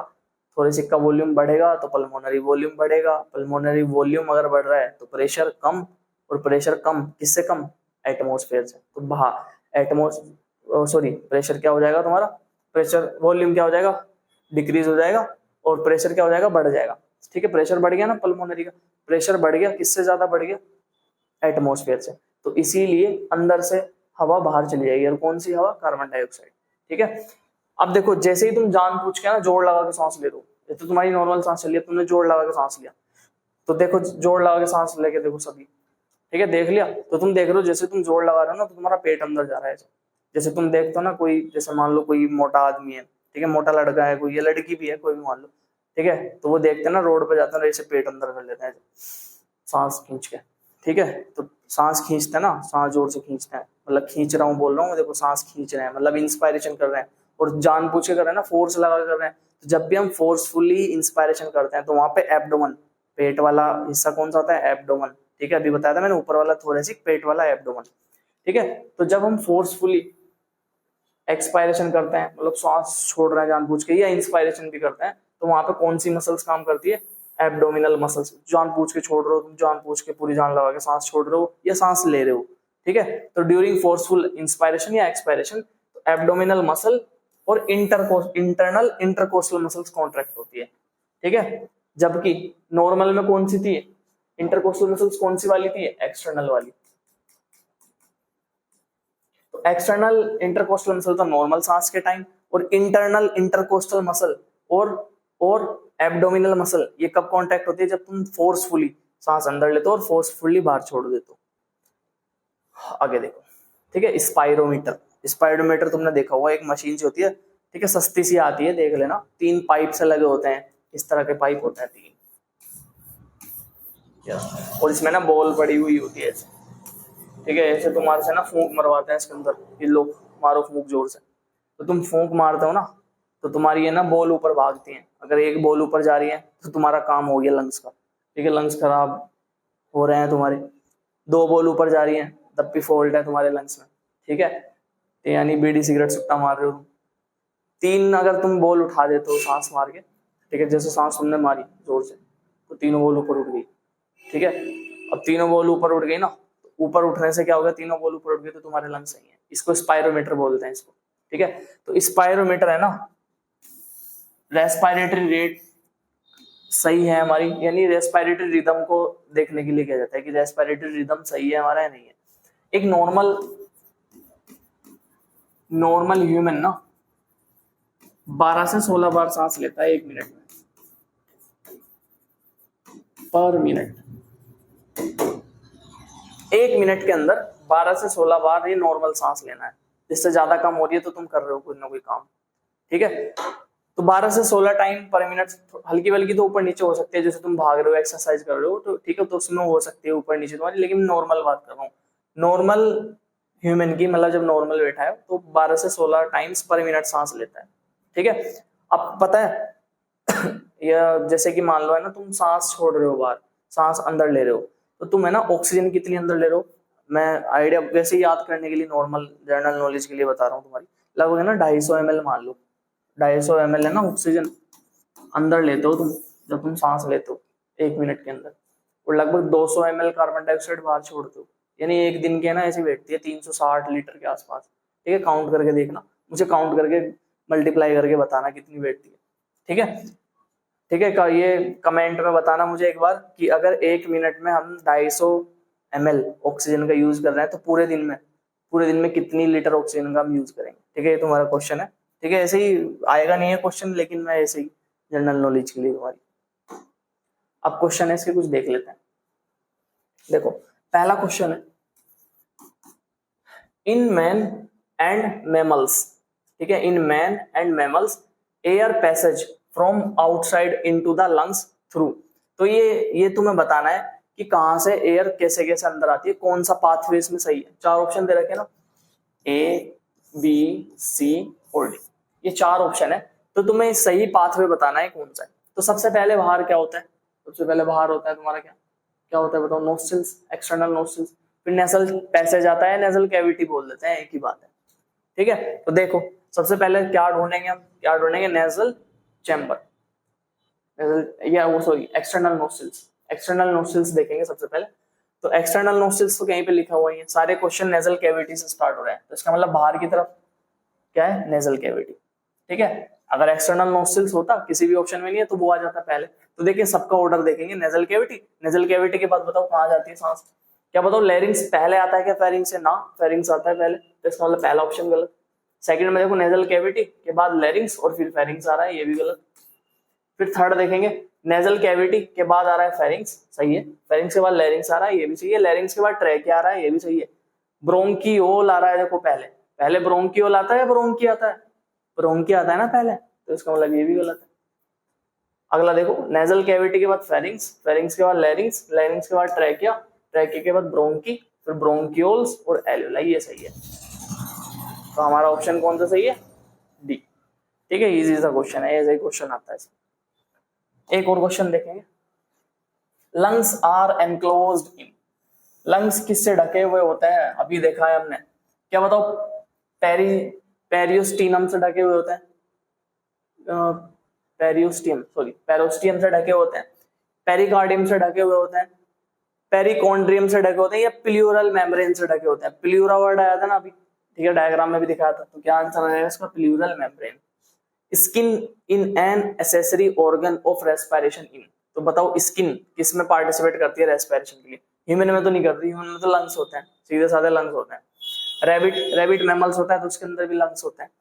छिपकली तुमने पढ़ी है क्या? अभी कहीं नाम आएगा छिपकली का, लेकिन हाँ फ्रॉग आया था अभी, मैंने बताया था तुम्हें। एम्फीबियन याद आ रहा है? एम्फीबियन बताया था कि जो जल में भी रहते हैं और जमीन पे भी रहते हैं, जैसे मेंढक। तो इसका आंसर क्या आ जाएगा? फ्रॉग। तो फ्रॉग का याद रखना, स्किन से भी करता है वो, गिल्स से भी करता है, ठीक है, तो दोनों तरह से रेस्पिरेशन करता है। आगे देखो, अब देखो ये एनसीईआरटी में डायग्राम दिया गया है, ठीक है। अभी मैं एनसीईआरटी रीड कराऊंगा तुम्हें, उसके बाद तुम्हारा ये भी हो जाएगा। वैसे तुम अभी भी कर सकते हो। The figure shows a diagrammatic view of human respiratory system with labels A, B, C and D. Select the option which gives correct identification and main function and or characteristics. ठीक है, तो A, B, C, D के नाम बताना है। क्या मुझे बताओ A का नाम तुम्हें पता है? सबको पता है A का नाम, कब से डिवाइड करते आ रहे हो तुम। तो A का नाम क्या है? ट्रैकिया। ट्रैकिया है ना ये, तो देखो A ये रहा ट्रैकिया, ठीक है। तो देखो ट्रैकिया का काम क्या है? Long tube supported by complete cartilaginous ring. क्या मुझे बताओ कंप्लीट होती है क्या रिंग? पता तुम कंप्लीट रिंग होती है क्या? इनकम्प्लीट होती है। कहां से इनकम्प्लीट होती है? डोर्सल साइड से। तो इसका मतलब ये ऑप्शन गलत है। बी वाला देखो, बी। तो बी वाले में अगर तुम देखो ना, तो यहाँ पे है ना, तुम एनसीईआरटी का डायग्राम देखना, अगर इसमें क्लियर ना दिख रहा हो तो बी वाला क्या है? प्लूरल मेम्ब्रेन है।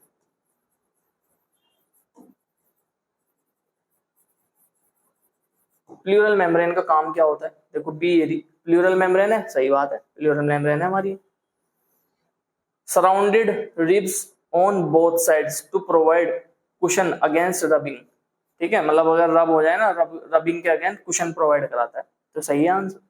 भाई प्लूरल मेम्ब्रेन है, रिब्स से भी सराउंड हो रही है, चारों तरफ रिब्स भी मिलती है। क्यों होती है pleural membrane? Provide cushion against rubbing. अच्छा मेम्ब्रेन, फ्लूइड भी तो होता है इसके अंदर, है भाई, फ्लूइड भी तो होता है इसके अंदर। चलो दो ऑप्शन और पढ़ेंगे। सी क्या है हमारी? Alveoli, thin walled vascular bag like structure for exchange of gases, सही है, क्योंकि भाई यहाँ पे तो प्लूरल मेम्ब्रेन बोला है, कुशन प्रोवाइड करती है, ये थोड़ा ही ना करती है, फ्लूइड करता है। बताया था ना मैंने, फ्लूइड में लिखवा रखा है मैंने अभी पीछे, ठीक है भाई। प्लूरल फ्लूइड होता है ना, वही तो फ्रिक्शन से बचाता है, मेम्ब्रेन थोड़ी प्लूरल फ्लूइड। तो हमारा ये पता लग गया एल्वेलाई क्या है? Thin walled vascular bag like structure है जो गैस हो गया एक्सचेंज में हेल्प करता है, तो ये सही है। एक बार बी भी देख लेंगे। डी क्या बता रहा है? Lower end of the lungs diaphragm pulls it down during inspiration, ठीक है। तो डी क्या है? Lower end of lungs. क्या पूछ रहा है question? The figure show diagrammatic view of human respiration system with levels evidence select the option which gives the correct identification and main function characteristics, ठीक है। तो ये आ जाएगा हमारा lower end of lungs diaphragms pull it down, ठीक है। तो डी को उसने लोअर एंड बता रहा है, ठीक है, डायफ्राम है डी। आगे देखेंगे। Select the correct events that occurred during inspiration, ठीक है। इंस्पायरेशन के टाइम पे करेक्ट बताना है कौन सा? कॉन्ट्रैक्शन ऑफ डायफ्राम, बताओ यही होता है क्या? सही बात है, कॉन्ट्रैक्शन होता है डायफ्राम का इंस्पायरेशन जब हम करते हैं। एक और मसल का कॉन्ट्रैक्शन होता है, बताओ कौन सी का? External intercostal muscles. Contraction of external intercostal muscles, ये भी सही है। पल्मोनरी वॉल्यूम डिक्रीज, गलत, वॉल्यूम थोड़ा डिक्रीज होता है इंस्पायरेशन में, ठीक है। तो ऑप्शन देखो फर्स्ट सेकंड आ जाएगा सही। लास्ट वाला देख लेंगे, इंट्रा पल्मोनरी प्रेशर इंक्रीज, ठीक है भाई। तो ये हमारा इतना ही कवर करेंगे आज, ठीक है। अब इसके एनसीईआरटी देख लेना है, बाकी सेकंड लेक्चर जो होगा ना इसका पार्ट 2 जो आएगा वीडियो में, उसमें पूरा चैप्टर कवर कर लेंगे, ठीक है। एक बार एनसीईआरटी देख लेते हैं इसकी, ठीक है। या चैप्टर होने के बाद है ना, मैं एक बार एनसीईआरटी पूरी इसकी क्लास ले लूंगा एनसीईआरटी, ठीक है, उसमें पूरी कंप्लीट कर लेंगे एनसीईआरटी सेकंड लेक्चर के बाद, ठीक है। तो अभी इतना ही करो, इसके नोट्स बनाओ, ठीक है। कोई डाउट आता है तो पूछो, ठीक है भाई। तब तक के लिए पढ़ो।